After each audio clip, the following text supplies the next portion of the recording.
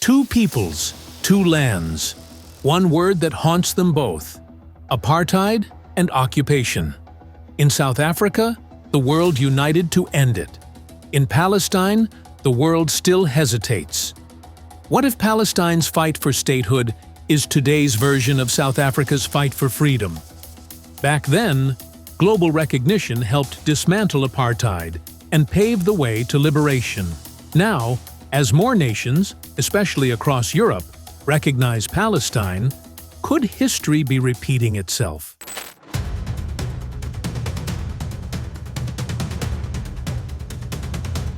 Apartheid under international law is not just about racial discrimination. It refers to a specific system of oppression. According to Article 7 of the Rome Statute of the International Criminal Court, apartheid means inhumane acts of a character similar to other crimes against humanity, committed in the context of an institutionalized regime of systematic oppression and domination by one racial group over any other racial group or groups, and committed with the intention of maintaining that regime. United Nations International Convention on the Suppression and Punishment of the Crime of Apartheid, 1973, defines apartheid as inhuman acts committed for the purpose of establishing and maintaining domination by one racial group of persons over any other racial group and systematically oppressing them. So, apartheid is not racism. It is the integration of laws enforced by systems and designed to keep one group on top forever. And that's the heart of the accusation from human rights courts to UN halls that what happened in South Africa is happening again, this time in Palestine. The parallels aren't just emotional. They're legal, structural, and chillingly familiar.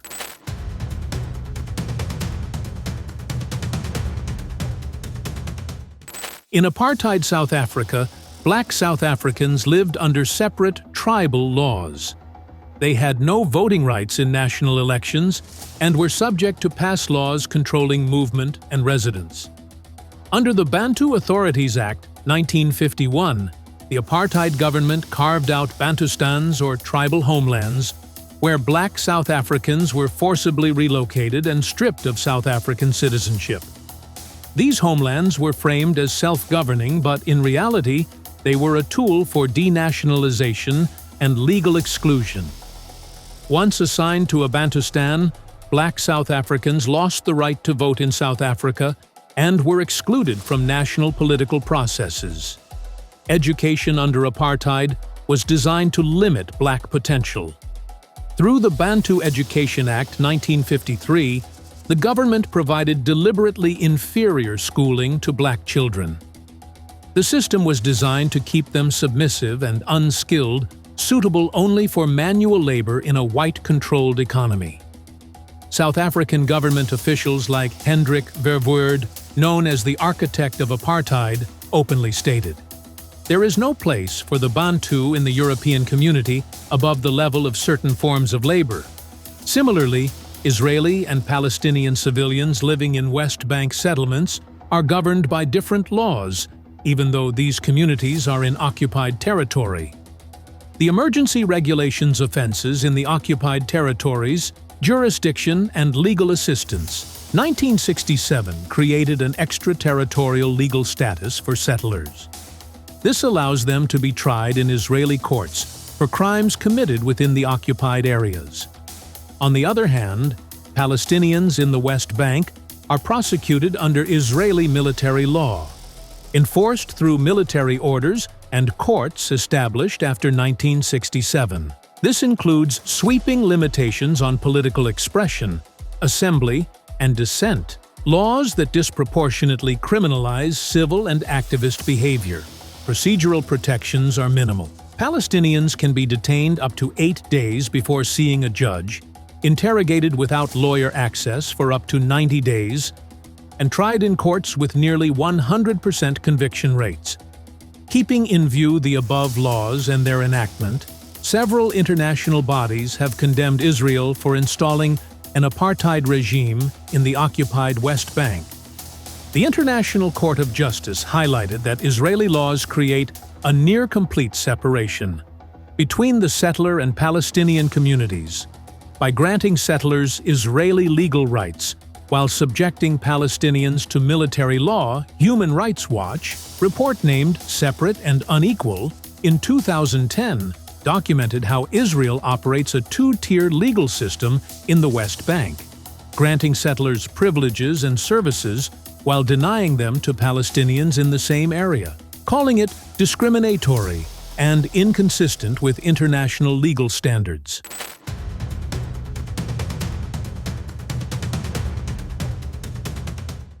Restriction of movement to a group of people is a characteristic of apartheid. The Natives' Abolition of Passes and Coordination of Documents Act of 1952 established a national pass law.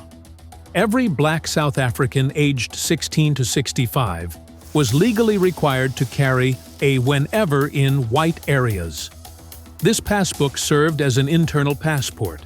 It contained personal identity details, fingerprints, employment records, and employer evaluations. It dictated when and where a person was allowed to be and who they could work for. Failure to produce a valid passbook on demand was a criminal offense, punishable by arrest or fines. Some penalties included up to 6 months of imprisonment. By the mid-1970s, approximately 381,000 arrests a year were made under pass laws. Between 1948 and 1985, the total number of pass-related arrests exceeded 12 million similarly. Palestinians living in the occupied West Bank are subjected to restriction laws and practices. As of early 2023, the UN OCHA reported 565 movement obstacles in the West Bank, including 49 permanently staffed checkpoints, 139 sometimes staffed, plus 304 roadblocks, gates, and earth barriers. By January 2025, the Palestinian Center for Human Rights and the Wall Resistance Commission documented a staggering 898 checkpoints and closures, including 229 in Hebron, 156 in Ramallah, and 147 in Nablus, among others. Since the early 1990s, Palestinians needing access to East Jerusalem, internal checkpoints, or Israel must apply for special permits. These permit regimes are supported by a bureaucratic apparatus, including IDs, decades-old military orders, and security vetting scholars describe the system as part of Israel's suspended violence. Non-lethal yet comprehensive control, covering movement, housing, and work. UN OCHA reports that these restrictions disrupt access to health care, schools, markets, and social life, particularly in cities like Nablus, where hundreds of thousands rely on services located beyond the checkpoints. Checkpoint closures cause long delays. People are sometimes stranded for hours, ambulances denied entry to hospitals, and livelihoods severely affected. Occupation of land means power, and both apartheid states confiscated and displaced people's land for power, in the words of Ilan Pape. The Zionist goal from the very beginning was to have as much of Palestine as possible with as few Palestinians in it as possible.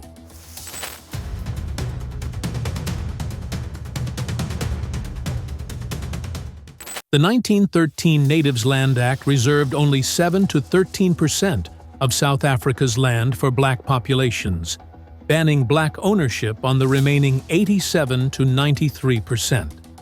This law effectively denied Africans legal ownership rights, forcing many into servitude and poverty. As a result, thousands were forcibly relocated to underdeveloped reserves or bantustans, and sharecroppers lost their access to productive land.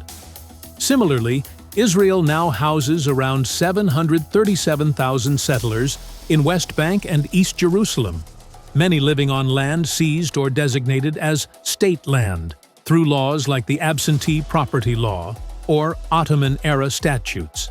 Since 1998, Israel has confiscated over 50 square kilometers of Palestinian land, including over 23 square kilometers in 2024 alone. In Area C under full Israeli control, 70% of land is inaccessible to Palestinians, and building permits are virtually impossible to obtain. Only 2 to 5% of applications are approved, while settlers build largely without permits. Over 14,000 demolition orders have been issued since Oslo, about 80%, with only approximately 20% executed. But the threat leaves thousands in legal limbo.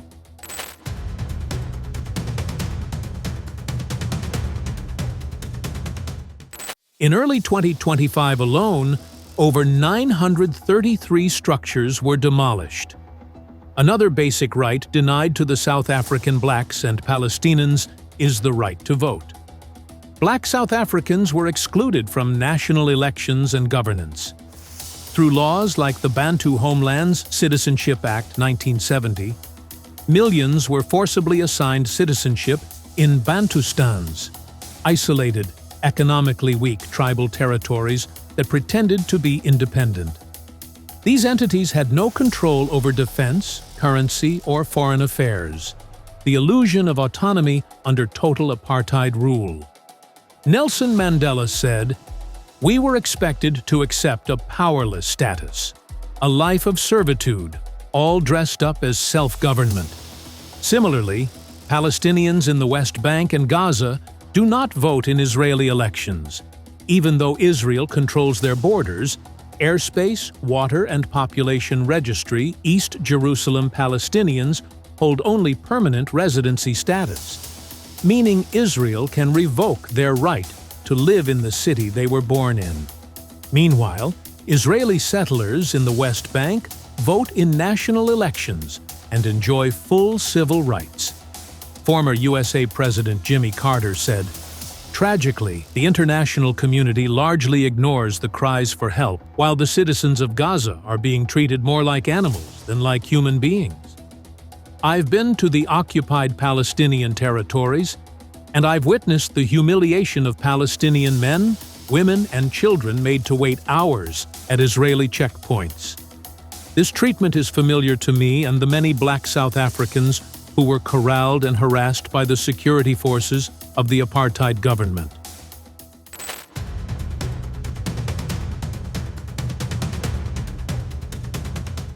In a regime bent at keeping a segment of its population under oppression, it is all but natural that the people will resist. Against that oppression, an apartheid regime suppress any resistance violently. On March 21, 1960, thousands of black South Africans gathered in the township of Sharpeville to peacefully protest the oppressive pass laws that controlled their every movement. The demonstration, organized by the Pan-Africanist Congress, was meant to be non-violent, a simple act of defiance against a law that reduced black citizens to foreigners in their own land. But what followed was a brutal display of state power. South African police opened fire on the unarmed crowd, killing 69 people, many of them shot in the back as they fled, and injuring over 180 others. The massacre shocked the world and marked a turning point in the global anti-apartheid movement. Activists and leaders like Nelson Mandela, Walter Sisulu, and Steve Biko were jailed or killed for opposing apartheid. Mandela said, "I have fought against white domination, and I have fought against black domination. I have cherished the ideal of a democratic and free society. It is an ideal for which I am prepared to die." Similar patterns of violent suppression of resistance can be seen in the Palestine case in 2018. The Great March of Return started with weekly peaceful marches at the Gaza-Israel border demanding the right of return for refugees. Over 200 Palestinians killed, including medics, journalists, and children, and thousands were injured. Israeli snipers blew up kneecaps of young men, rendering crippled for the rest of their life. Furthermore, there were skulls of children blown apart by sniper fire. Israel holds hundreds of Palestinians including minors, without charge or trial under Israeli Military Order 1651 that allows administrative detention of Palestine citizens. UN Special Rapporteur Michael Link. Administrative detention is an anathema in any democratic society that follows the rule of law. It allows a state to arrest and detain a person without charge, without a trial, without knowing the evidence against them, and without a fair judicial review. It is a penal system ripe for abuse and maltreatment.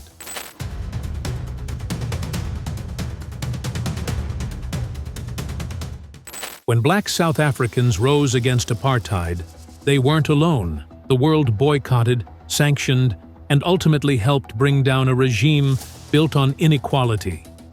Palestinians are still waiting for the world to apply the same moral clarity, waiting for the international community to move from statements to action, waiting for a future free from checkpoints, land theft, and second-class status in their own homeland. As Nelson Mandela once said, "We know too well that our freedom is incomplete without the freedom of the Palestinians." The struggle for dignity is not bound by borders or time. It's the same fight, under different skies, and history is watching. Will we answer or repeat our silence?